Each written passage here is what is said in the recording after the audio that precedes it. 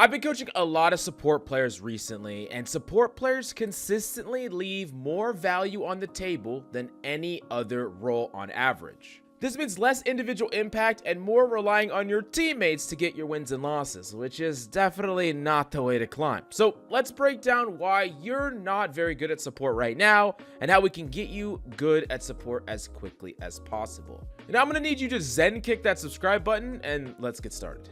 Now, the most common problem with support players is that they have heal bot syndrome, especially coming from Overwatch 1, or maybe it's just the general presumption of the term quote-unquote healer.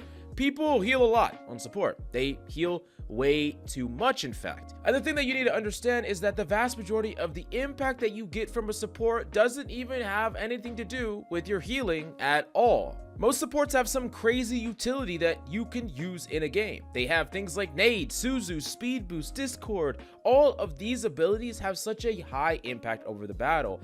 And you also have some really high damage numbers as well. Ana, no range fall off with really high burst damage. You even have characters like Zen that can just straight up 1v1 the majority of the DPS category. And all of these characters have the means to have more impactful plays with their abilities on average, really high damage that isn't quite up to par, but comparable, and the option to heal when you need to, which is another tool in your otherwise suite of tools that supports have at their disposal. You got to understand that with all of these pieces of value, there is diminishing returns. While yes, healing up a whole bunch of people that are in critical condition and would survive and be enabled by you healing them is fantastic, overhealing them at the cost of your other impactful things that you can be doing is just not worth it. The best way to explain it is like you have a 95 in math and you spend all your time and effort bringing that 95 up to a 99 and you're failing all your other classes. Like, that makes no sense, right? And I know what you're gonna say. You're gonna say, hey, my teammates really need my heals or they're just gonna die. Or if I don't heal my team, they're just gonna flame me nonstop if I don't heal them nonstop. And the first thing that you need to understand is that one, it oftentimes becomes a self-fulfilling prophecy where you heal your teammates too much and they will start to play around that expected amount of healing. And sometimes you just gotta let someone learn their lesson. Like, you just gotta be okay with, if there's a play in front of you, something you want to go for, maybe a teammate that is too overeager, too aggressive, not playing cover will die because you're not perma-pocketing them, and that's just not your responsibility to protect them positionally. The second thing is, every single player that you're going to run into is going to want you to pocket them. They're going to want all your resources, all your time, all your effort. But the reality of it is, that is not really in your best interest if you want to climb.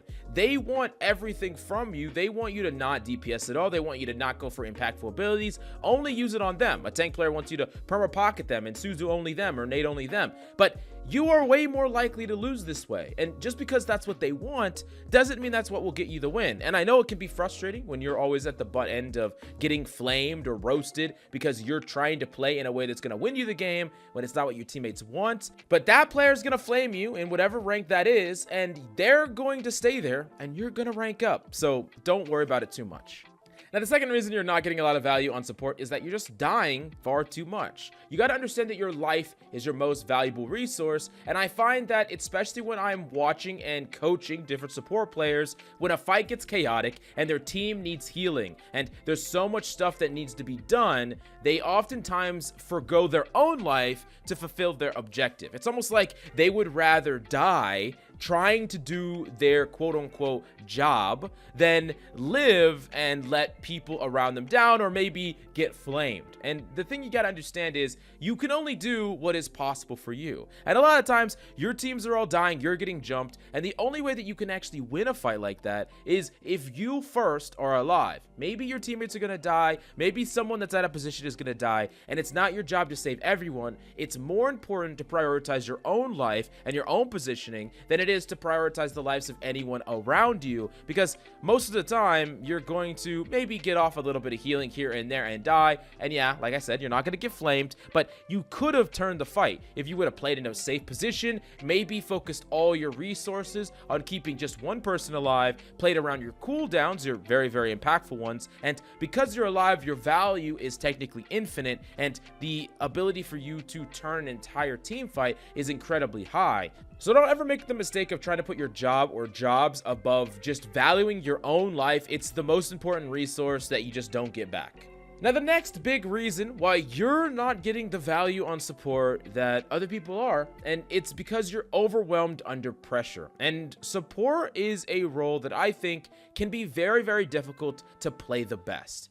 This doesn't mean that it's difficult for you to get value. It means that it's difficult for you to make the correct decision at all times because there's so many between deciding to heal, deciding who to heal, deciding if you should be damaging, deciding if you should be using abilities defensively or offensively. There's so many different decisions that you have at all times. And I find that the more support players I coach, the more that I see is that they often get overwhelmed under pressure and they just decide on any decision instead of trying to slow down and pick the right one. I understand when players are low, when people are dying, when you're getting jumped on, whatever the case may be, it's your first inclination to just start dumping cooldowns and just doing every option available to you. It doesn't matter if it's correct, it just matters that you're just dumping out everything you possibly can because you're under too much pressure. But you gotta learn to be calm and collected under that pressure and realize a couple of things. One, it's more important to do things correctly than it is to do things fast. And it's better for you to develop as a player to focus on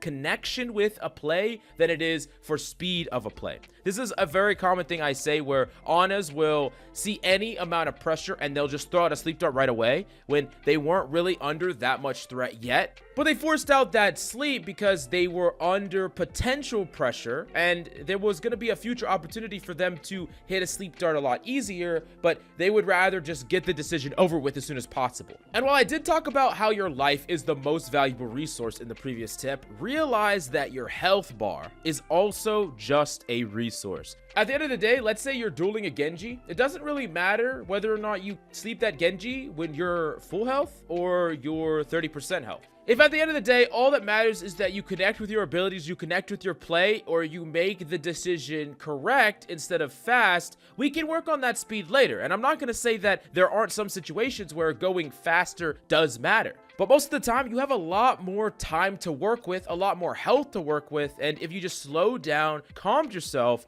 and focused more on connection than speed, I promise you more of your plays are going to go better and you're going to be able to make better decisions under pressure, and you can ramp up your speed once your connection is closer to 100%.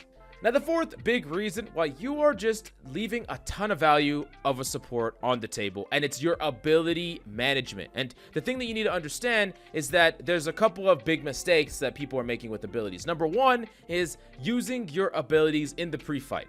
You're throwing an ability, you're wasting an ability. This could be an amp up, this could be a Suzu, this could be anything. You're wasting an ability before the fight is started, but right when it's about to start, so that if something happens, you don't have your ability to pivot on a aggressive play or utilize it in a very proactive way.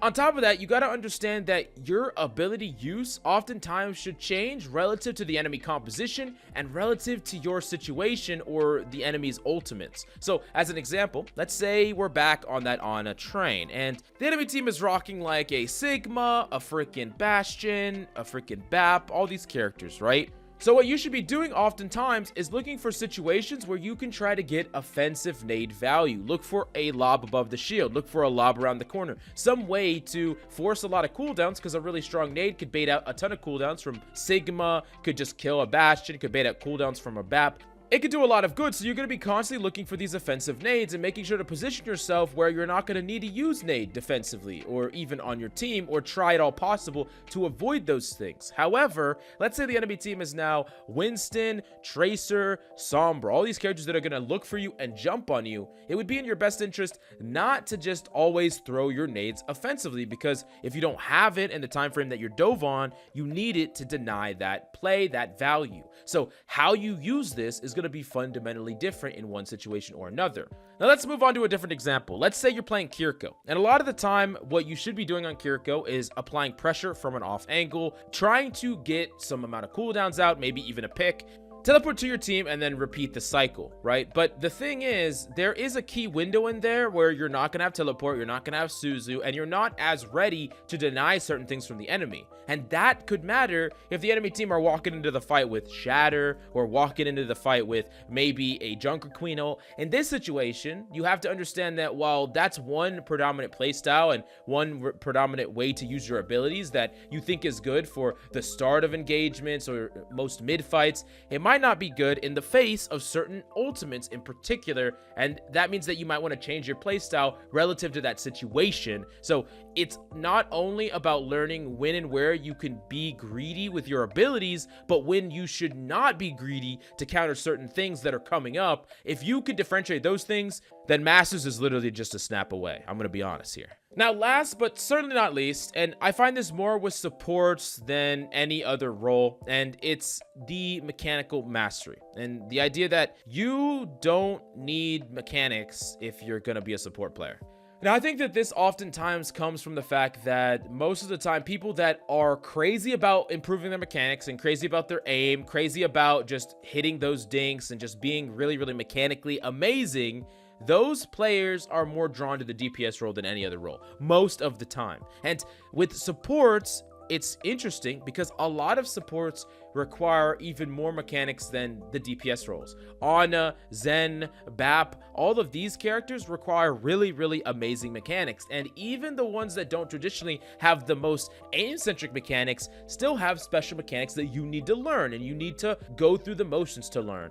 Movement on Lucio, the movement on Mercy, understanding your timing and the way that you should move on a character like Moira. There's a lot of things that you need to learn, and if you don't learn these things, then you're not going to consistently be able to 1v1 and win duels like is possible for the support role. There's a lot of supports that will just straight up win in a 1v1 against a ton of the DPS roster, but a lot of DPS are getting away with it, not because the DPS are so much better than you, it's just because you're not putting in the time to grind and hone those mechanics. And this is super, super important. So how do you improve them as fast as possible? A couple of things. Vaxta is a great way to do it. Specific game modes dependent on your hero. I think even certain little mini games that you think wouldn't be super, super helpful to you are actually fairly helpful on movement tech characters. And then just generally practicing your raw aim, period, in like IO Stux's aim trainer. As a support, don't allow your mechanics to lag behind the rest of your skill set. And if your mechanics are really, really good, I promise you, it's going to allow you to have such a crazy potential impact when you can do impactful thing after impactful thing.